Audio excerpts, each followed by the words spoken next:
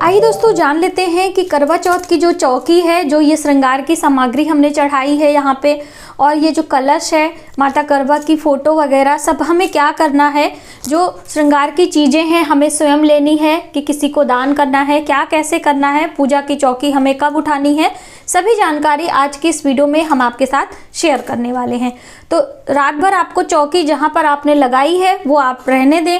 भोग प्रसाद आपने रात्रि में उठा लिया है। अब जो बच्ची श्रृंगार की चीज़ें हैं, कलश है, वो हमें कैसे उठाना है। तो सुबह सवेरे आप स्नान ध्यान कर लें तभी चौकी उठाएं। स्नान के बाद आपको यहाँ पे दीप प्रज्वलित करना है। जैसे मैंने ये कलश के ऊपर दीप लगाया है, आप इसे जला लें और फिर आपको आरती कर लेनी है। भगवान शिव, माता पार्वती की, करवा माता की आरती कर लेनी है। बिल्कुल सूक्ष्म विधि से करना है। आपको पुष्प आदि चढ़ा देने हैं, जो कुछ भी आपके पास है। थोड़ी सी मिष्ठान भोग आप लगा दीजिए। तो ये सभी विधियां करने के बाद आपको अब कैसे चौकी उठाने की शुरुआत करनी है। सबसे पहले आपको थोड़े से चावल लेने हैं, ठीक है। इस तरह से हाथ में अक्षत ले लेना है और आपको कलश के ऊपर छिड़कना है।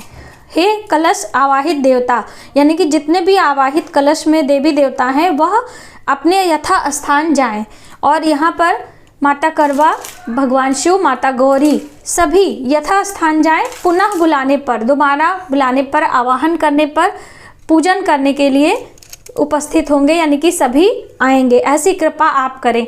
इस तरह से बिल्कुल साधारण तरीके से आप करके भगवान को प्रणाम कर लें। और जो आपने करवा अपने सासू माँ को दिया है वो आप रख लें। और जो जल वाला करवा है उसे मैंने आपको बताया था कि आप उसे गमले वगैरह बनाने के लिए यूज़ कर सकते हैं। दूसरा वाला करवा आप उठाकर धो माज के सांप को अगले वर्ष के लिए आप रख सकते हैं। इस तरह से करवा की सभी विधियां मैंने आपको अलग वीडियो दी है, तो वो आप देख लीजिए। तो ये जो हमारी थाली है इसे उठा के हम अलग रख लेंगे और सभी चीज़ें हम अगली बार इस्तेमाल करेंगे। करवा छोड़कर, करवा में अनाज भर के आपको अपने रसोई में रख लेना है, जैसे कि मैंने आपको करवा वाली वीडियो में बताई है, तो वो आप देख लीजिए। तो पूजा की थाली है उसमें सभी चीज़ें एक एक करके हम रखते हैं। तो सबसे पहले ये दीप है इसे आपको अपने पूजा मंदिर में रख देना है। या तो आप इंतज़ार करें कि जितना घी आपने डाला है वो सभी बिल्कुल इस्तेमाल होके शांत हो जाए आपका दीप, तब आप शुरू करें। यदि आपको जल्दी है तो इस दीप को आपको अपने पूजा मंदिर में रख लेना है। और फिर उसके बाद जो ये कलश के ऊपर अपने चावल रखे हैं ये ले लीजिए और इसको, जो पत्ते हैं इसको लेकर इसके अंदर की जितनी भी चीज़ें हैं, आपने सुपारी डाली है, सिक्के डाले हैं, वो ले लीजिए और लौंग इलायची भी आप ले लीजिए। बाकी जल आपको अपने गमले में डाल देना है। दीप कलश के जल को अपने पूरे घर में नहीं छिड़कना चाहिए, तो ये हम आपको पहले ही बता दे रहे हैं। तो इस तरह से आप कर लें। ये जो पत्ते हैं, जितने भी यहाँ पे फूल हैं, पत्ते हैं, वो सभी आप एक प्लेट में रखते जाएं। इस तरह से फूलों को हम हटा लेंगे और इसे गमले में विसर्जित करना है। कोई भी खाली गमला आप ले सकते हो वहाँ पे, और जल के साथ में उसे उसी गमले में डाल देना है। जो धतूरा वगैरह आपने चढ़ा के रखा है सभी चीज़ें आप ले लीजिए। और जो ये श्रीफल है, जैसे कि मैंने 2 श्रीफल चढ़ाया था, तो ये एक जो हमने पति के हाथों से आशीर्वाद लिया है वो, और ये दूसरा श्रीफल। तो ये सभी श्रीफल आप तोड़कर प्रसाद के रूप में इस्तेमाल कर सकते हैं, उसमें कोई प्रॉब्लम नहीं है।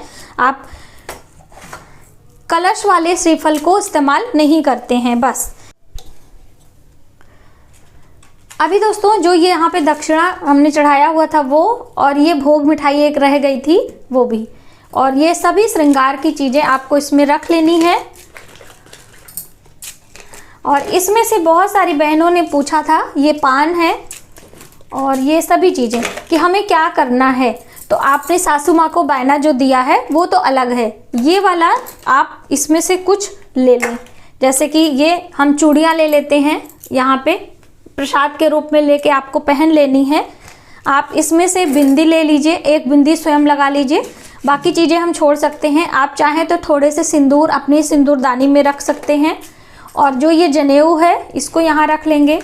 ये जो हमने पायल और ये बिछुआ चढ़ाया था इसे भी हम प्रसाद के रूप में ले लेंगे।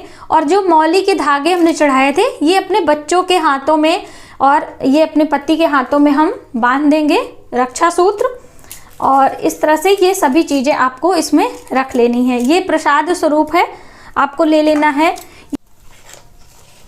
दोस्तों ये चुन्नी बहुत सारी बहनों ने पूछा था कि हमें क्या करना है, तो बहन इसको आपने जो आपका सिंदूरा है, जैसे मैंने यहाँ पे ये लपेट के रखा हुआ है, हम आपको दिखाना चाहेंगे, जो आपके विवाह का सिंदूरदानी है, इसे आपको इसी चुन्नी से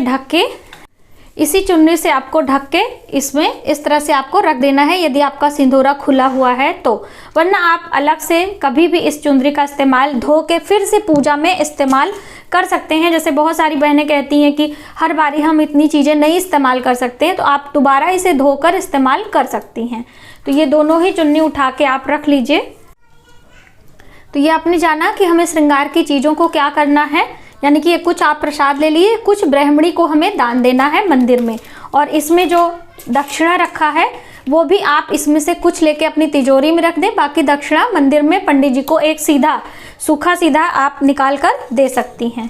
और ये आपके जो प्रतिमा है इसे आप अपने पूजा मंदिर में रख दीजिए। और जो ये करवा माता की फ़ोटो है इसे धोकर, यानी कि जो चंदन वगैरह लगा इसे साफ़ करके कपड़े में लपेट कर आपको फिर से रख देना। अगले वर्ष आप इसे इस्तेमाल कर सकती हैं। जैसे बहुत सारी बहनों ने पूछा था कि हम पुराने वर्ष का जो ये चित्र है हम क्या करें, तो अगले वर्ष आप इसे इस्तेमाल कर सकती हैं। जैसे ये फ़ोटो हम लोग सालों साल इस्तेमाल करते हैं, उसी तरह से ये भी आप रख सकते हो। ये जो पान है, लौंग इलायची अपने रसोई में इस्तेमाल करें। यदि आपके घर में कोई सुपारी खाता है तो आप खा लीजिए, वरना सीधा में, यानी जो सूखे अनाज आप निकालेंगे उसमें पंडित जी को आप दे दीजिए। जनेऊ भी आप पंडित जी को दे दीजिएगा।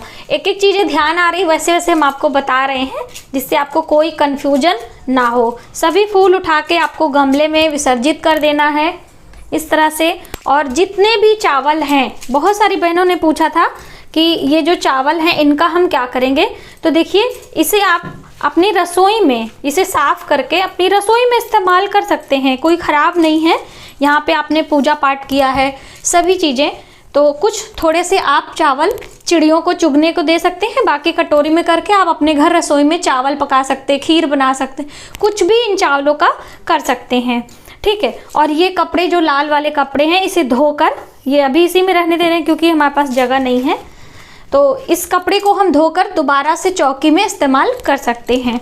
आप साफ़ सफाई करें, यहाँ पे आपको झाड़ू नहीं लगाना है, सूखे कपड़े से आपको सभी चीज़ें साफ़ करके एक छोटा सा दीपक यहाँ पर आपको लगा के रख देना है। ये वही वाला दीपक है जो मेरा पूजा का था, मैं आपको दिखाने के लिए दिखा रही हूँ, लेकिन आप दूसरा दीप संध्या के समय सूर्यास्त हो जाए तो एक दीप यहाँ पे आप रख दीजिएगा, जिससे इस स्थान का जो पूजा का पुण्य फल है आपको मिल सके। तो इस तरह से इन छोटी छोटी बातों का ध्यान रखते हुए आप करवा चौथ के दूसरे दिन सभी पूजा की सामग्रियों को इस्तेमाल करें और कुछ चीज़ें ब्राह्मणी को अनाज के साथ आप दान करें और पूजा का पूरा लाभ आपको प्राप्त होगा। तो आज की वीडियो में बस इतना ही। यदि हमारी जानकारी आपको थोड़ी सी भी हेल्पफुल लगे तो प्लीज़ हमारी वीडियो को लाइक करें, शेयर करें, सब्सक्राइब जरूर करें। आने वाली वीडियो में हम आपको तुलसी पूजा की विधि बताएंगे। मिलते हैं एक नई जानकारी के साथ नए वीडियो में, तब तक आप अपना ख्याल रखें। जय माता दी।